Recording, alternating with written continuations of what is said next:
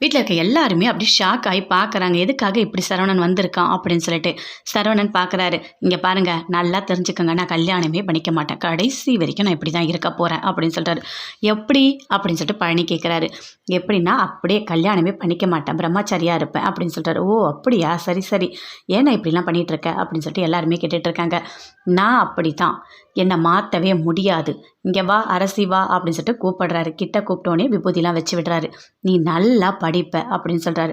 அதே மாதிரி அரசி காலெல்லாம் விழுந்து ஆசீர்வாதம்லாம் வாங்கிட்டு போகிறாங்க. அடுத்தது மீனாவை கூப்பிடுறாரு. அவங்களுக்கும் விபூதி கொடுக்குறாரு. "நீங்கள் நல்லா இருப்பீங்க" அப்படின்னு சொல்லிட்டு. "உங்களுக்கு சண்டையே வராது, இனிமேல் நல்லா இருப்பீங்க" அப்படின்னு சொல்கிறாரு. அடுத்தது கதிரை கூப்பிடுறாரு. இப்படி ஒவ்வொருத்தரா எல்லாரையுமே கூப்பிட்டு விபூதியெல்லாம் கொடுத்து ஆசீர்வாதம்லாம் பண்ணுறாரு. இதெல்லாம் பார்க்கும்போது கோமதிக்கு பயங்கரமா அப்படியே ஒரு மாதிரி டென்ஷன் ஆகி அப்படியே மயக்கடிச்சு கீழே விழுந்துட்டாங்க. "என்னமாச்சு என்னமாச்சு" அப்படின்னு சொல்லிட்டு எல்லாருமே சுற்றி வராங்க. தண்ணியெல்லாம் தெளிக்கிறாங்க. "ஒன்றும் ஆகாது, எழுந்துப்பாங்க" அப்படின்னு சொல்லிட்டு சரவணன் சொல்கிறாரு. அதே மாதிரி எழுந்துக்கிறாங்க. "ஏண்டா ஏண்டா இப்படிலாம் பண்ணிட்டு இருக்க" அப்படின்னு சொல்லிட்டு பயங்கரமாக ஃபீல் பண்ணிட்டு இருக்காங்க. "இங்கே வாங்க, நீங்களும் ஆசீர்வாதம் வாங்கிக்கோங்க" அப்படின்னு சொல்கிறாரு. அதை கேட்டோடனே பயங்கரமாக கோவம் வருது பாண்டியனுக்கு. அப்படியே தவடிலே ஒன்று அடிக்கிறாரு. அடித்த அவனே கீழே விழுந்துட்டார் சரவணன். விழுந்தவொடனே, "என்னடா என்ன பண்ணிட்டு இருக்க? நீ பண்ணுறதெல்லாம் பார்த்துட்டு இருக்கேன்னு பார்க்குறியா? நீ வர கோவத்துக்கு உன்னை அடிச்சே கொண்டுடுவேன். இந்த மாதிரிலாம் என்ன பண்ணிட்டு இருக்க நீ? ஏதோ 2 பொண்ணை பார்த்தோம், சரிப்பட்டு வரலன்னா அதுக்காக நீ சாமியார் ஆகிடுவியா? இதெல்லாம் என்ன இது? இப்படி தான் பண்ணிட்டு இருப்பியா நீ? போ, இன்னும் 5 நிமிஷம் உனக்கு டைம். நான் என்ன ட்ரெஸ் வாங்கி கொடுத்துருவோம் அதை போட்டுட்டு வர இங்கே. இல்லை உன்னை அவ்வளோதான்" அப்படின்னு சொல்கிறாரு. "இங்கே பாருமா, இந்த குண்டலம் உடஞ்சிடுச்சு" அப்படின்னு சொல்கிறாரு. "என்னது குண்டலமா? என்னதுடா அது? அது கமண்டலமா குண்டலமா ஒன்றுமே உனக்கு தெரியல. நீலாம் எதுக்குடா சாமியார் வேஷம் போடுற? போடா இங்கேருந்து" அப்படின்னு சொல்கிறாரு. அப்படியே நிற்கிறாரு. "போன்னு சொல்கிறேன்ல, போய் அதுக்குள்ளே ட்ரெஸ் மாற்றிட்டு வா போ" அப்படின்னு சொல்கிறாரு. அதே மாதிரி அங்கேருந்து போகிறாரு. போயிட்டு நல்லா பேண்ட் ஷர்ட்லாம் போட்டு சூப்பராக வராரு. "இப்போ எப்படி இருக்குது? நல்லா இருக்கா? சூப்பராக இருக்கு பார்" அப்படின்னு பாண்டியர் சொல்கிறாரு. அதை விட்டுட்டு "சாமியார் வேஷம் போகிறானா? சாமியார் வேஷம்" அப்படின்னு சொல்லிட்டு பயங்கரமாக கோவப்படுறாரு பாண்டியன். "சரி, அந்த சாமியார் ட்ரெஸ் இருக்குல்லடா, அது எப்படி வாங்கின?" "அதுவாப்பா, அது எடுத்து அளவு கொடுத்து தைச்சேன்" அப்படின்னு சொல்கிறாரு. "என்னது அளவு கொடுத்து தைச்சியா? சரி, எவ்வளோடா செலவாச்சு?" அப்படின்னு சொல்லிட்டு கேட்குறாரு. "அதுவா, ரூ. 700 ஆச்சு." "என்னது, ரூ. 700 ஆச்சா? ஏண்டா, சாமியார் ட்ரெஸ்ஸு போடுற ஏதோ வாடகை எடுத்தேன்னு நினச்சா கடைசியில் ரூ. 700 கொடுத்து அதுவும் அளவெடுத்து தைச்சிருக்க. ஏண்டா ஏண்டா இப்படிலாம் பண்ணுற?" அப்படின்னு சொல்லிட்டு கேட்குறாரு. அதுக்குள்ளே அங்கேருந்து பழனி சொல்கிறாரு. "நீ நல்லா கேட்டுக்கோ, இன்றைக்கி உனக்கு பர்த்டே, கேக் வெட்டிட்டு தான் எங்கே இருந்தாலும் போகணும்" அப்படின்னு சொல்கிறாரு. "உனக்கு ஒன்று தெரியுமா? அந்த கேக்கு என்னோட பணத்தில் வாங்கினது" அப்படின்னு சொல்கிறாரு பழனி.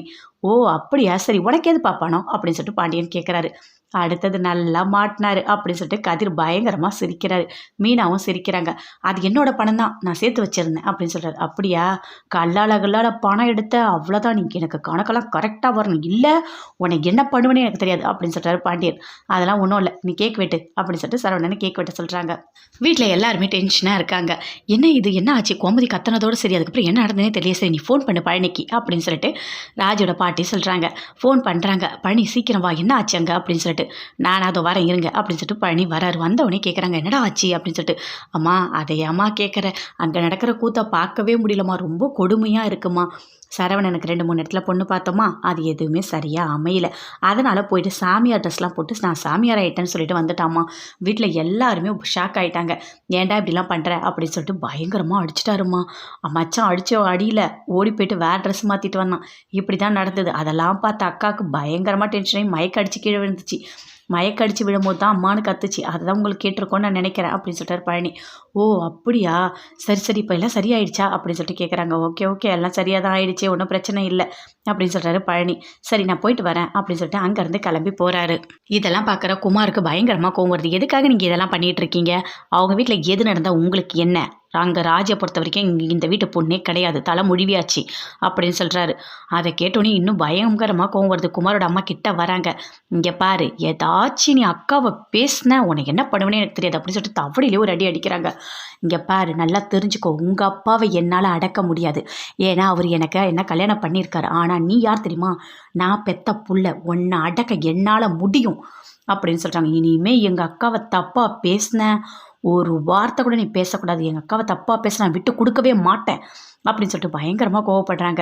குமார் அங்கேருந்து போகிறாரு. அப்படியே பார்க்குறாங்க. ராஜோட பாட்டி எல்லாத்தையுமே பார்க்குறாங்க. அங்கேருந்து ராஜோட அம்மா பயங்கரமாக வருத்தப்பட்டுட்டு அங்கேருந்து போயிட்டாங்க. அப்போ சொல்கிறாங்க, மீனா பயங்கரமாக வீட்டில் சிரிச்சிட்டே இருக்காங்க. "என்ன நடக்குது இங்கே? நடந்த காமெடியெல்லாம் பார்த்தா செம்ம என்டர்டெயின்மெண்ட் இருக்குது" அப்படின்னு சொல்கிறாங்க. உங்களுக்கு இதெல்லாம் பார்த்தா காமெடியாக தெரியுதா?" அப்படின்னு சொல்லிட்டு ராஜி கேட்குறாங்க. "ஆமாம், பின்ன சாமியார் ஆகிறதெல்லாம் எப்படி இருந்தது இல்லை, எல்லாருக்கும் விபூதி வேற கொடுத்தாரு, செம்ம காமெடியானா" அப்படின்னு சொல்கிறாங்க. "அது மட்டும் இல்லை, மாமா வேறு செருப்பு போடாமல் அங்கங்கே போய் முள்ளெல்லாம் குத்திட்டு வராரு. இவங்க 2 பேர் பண்ணுறது சூப்பராக இருக்குது. கல்யாணம் ஆகிற வரைக்கும் தான் இந்த என்டர்டெயின்மெண்ட்லாம் நமக்கு கிடைக்கும். அதுக்கப்புறம் எதுவுமே கிடைக்காது அப்படின்னு மீனா சொல்கிறாங்க.